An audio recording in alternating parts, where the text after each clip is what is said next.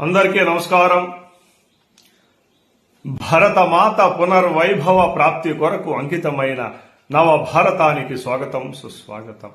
76వ భాగంలో తానాజీ వీర మరణం పొందడం గురించి తెలుసుకున్నాం. ఈ భాగంలో తానాజీ మరణాన్ని చూసి శివాజీ విలపించడం గురించి తెలుసుకుందాం. తానాజీ మరణాన్ని చూసిన మావళేలు ధైర్యాన్ని కోల్పోయి వెన్నుచూపి పరుగులు పెట్టసాగుతారు.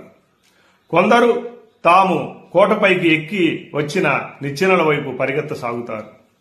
అది చూసిన సూర్యాజీ అన్న మరణం హృదయాన్ని కలచివేస్తున్న ధైర్యాన్ని కూడగట్టుకుని వారికి ఎదురు నిలిచి మావళేల వైపు ఆగ్రహంగా చూస్తూ, మన నాయకుడు తానాజీ దేహం నేలపై పడి ఉండగా మీరు పారిపోయి ప్రాణాలు దక్కించుకుందామని అనుకుంటున్నారా? మావలే వంశములో పుట్టిన వీరులెవరైనా ఇలా చేస్తారా? ఇలా పారిపోయి వచ్చిన తమ భర్తలను మావలే స్త్రీలు గౌరవిస్తారా? తానాజీ జిజియామాతకిచ్చిన మాటేమి కావాలి? విజయవార్త కోసం ఎదురు చూస్తున్న శివాజీ మహారాజు ముందుకు ఏ కబురు తీసుకెళ్తారు? వీల్లేదు. కోట గెలిచి తిరిగి వెళ్లడమా, లేదా అందరం ఇక్కడే వీర స్వర్గాన్ని అలంకరించడమా? ఈ రెండే మార్గాలు, మనకు వేరే దారి లేదు అంటూ గర్జిస్తాడు. అక్కడ వేలాడుతున్న తాళ్లను నరికివేస్తాడు. సోదరుడు మరణించిన దుఃఖాన్ని దిగమింగి పలుకుతున్న సూర్యాజీ మాటలు విన్నాక మావళేలలో ఆత్మాభిమానం, పౌరుషం పొంగుకొస్తాయి. వారు యుద్ధానికి తిరిగి వస్తారు. అంతకు ముందు కన్నా అనేక రెట్లు ఆవేశంతో శత్రువులపై విరుచుకుపడతారు. ప్రతి మావలే ఒక్కొక్క తానాజీలాగా వీర విహారం చేస్తారు. ఆ అమరవీరుని అసంతృప్తమైన ఆత్మయే వారి రూపాలలో కోటపై అంతిమ విజయం కొరకు పట్టు విడవకుండా పోరు సలుపుతున్నట్లు అనిపిస్తున్నది. ఆ వీరావేశం ముందు శత్రు సైన్యం నిలవలేక కంపించిపోతుంది. చూస్తుండగానే దుర్గంలో 1000 మందికి పైగా శత్రు సైనికులు నేలకూలుతారు. తానాజీ వెంట వచ్చిన 500 మంది మావళేలలో 50 మంది మాత్రమే చనిపోతారు. కొండనా దుర్గం స్వాధీనమవుతుంది. అసమానమైన శౌర్యాన్ని ప్రదర్శించి అద్భుతమైన విజయాన్ని సాధించామన్న ఆనందం కంటే తానాజీ మరణమే వారిని ఎక్కువగా బాధిస్తుంటుంది. అందరికీ ఒకటే చింత. తానాజీ ఎక్కడని అడిగితే మహారాజుకి ఏమని చెప్పాలి? రాజగఢ్లో శివాజీ జిజియాబాయిలకు ఆ రాత్రి నిద్ర కరువవుతుంది. ఆ చీకటి జామున కోట బురుజుపై నిలుచుండి కొండనా కోట దిక్కుగా శివాజీ జిజియాబాయిలు ఎదురు చూస్తుంటారు. వేగుచుక్క పొడిచినా ఇంతవరకు ఎలాంటి సూచన కనిపించలేదు. ఏం జరిగి ఉంటుంది? ఆనాడెందుకో శివాజీ హృదయం కలవరంతో ఉంటుంది. ఏమిటి తాను చేసిన పని?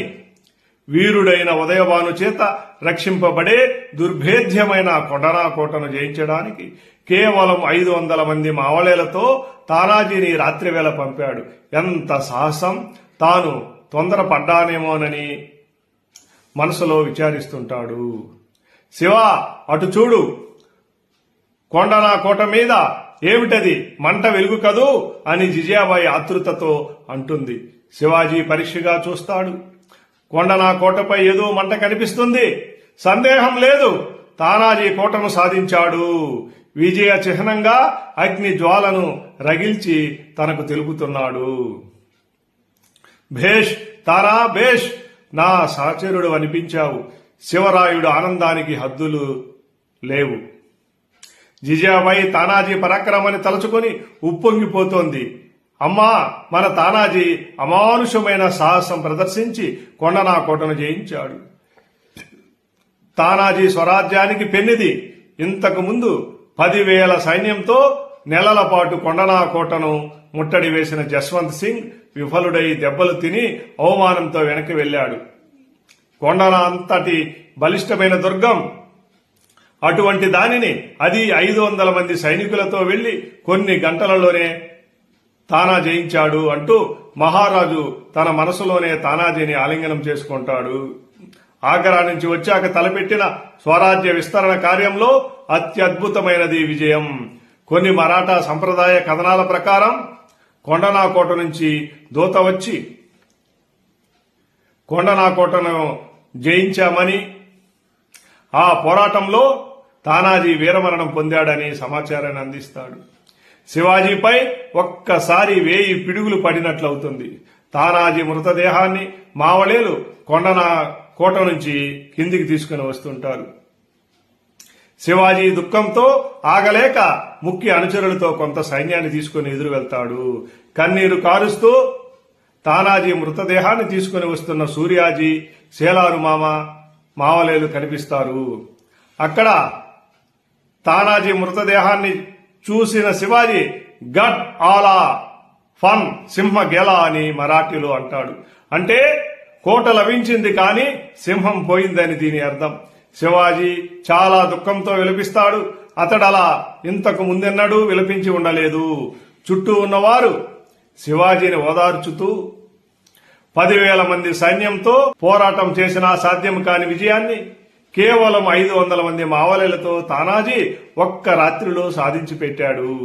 ఇటువంటి వీరుని గురించి మనం విచారించరాదు అని ఓదారుస్తారు. తానాజీ మరణాంతరం శివాజీ 12 దినాలు బయటికి రాలేదు. అతని గుండెలు బద్దలైనవి.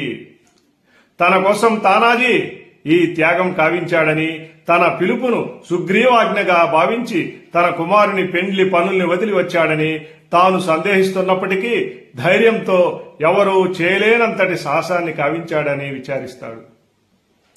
శివాజీ దగ్గరుండి తానాజీ కొడుకు రాయబా పెళ్లి జరిపిస్తాడు. తానాజీ మృతికి జిజియాబాయి ఎంతో విచారిస్తుంది. తానెంతో అపరాధం కావించినట్లు భావిస్తుంది. కొత్త దంపతులైన తానాజీ కుమారుణ్ణి, కోడలిని రప్పించి తన దగ్గరే కొన్ని రోజులుంచుకొని వారిని అనునయించి వారికి ఎనలేని కానుకలిచ్చి పంపుతుంది. శివాజీ వెంటనే కోటలో తానాజీ మరణించిన చోట అతనికి స్మృతి చిహ్నం కట్టిస్తాడు. అతని విజయాన్ని వాడవాడలా చాటిస్తాడు. జిజియాబాయి పూణే నుండి తులసీదాస్ అనే మరాఠీ కవిని పిలిపించి సింహగఢ్ చా పోవడా అనే వీరగాథను రాయిస్తుంది. ఆ గాథను మహారాష్ట్ర అంతటా ప్రజలు పాడుకొని మైమరిచిపోసాగారు. తానాజీ శౌర్యానికి గుర్తుగా ఆనాటి నుంచి కొండనాకోట సింహగఢ్గా ప్రఖ్యాతి చెందుతుంది.